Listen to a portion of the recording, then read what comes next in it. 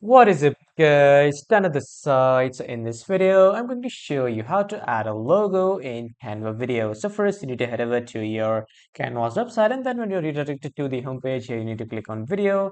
And after that, if you have any of the video in your PC storage, you can choose a video format and then upload that particular video. But if you don't have it, you can just choose any of the pre-built or inbuilt templates given by Canva.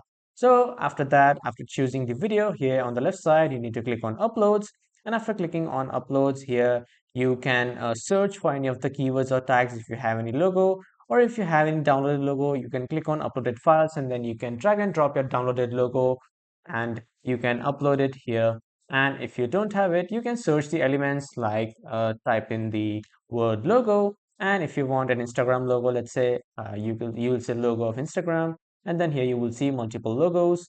And in the design section, you can also get multiple designs. So this is how you can add a logo in your Canvas video. That was all for this video, everyone. Thank you for watching.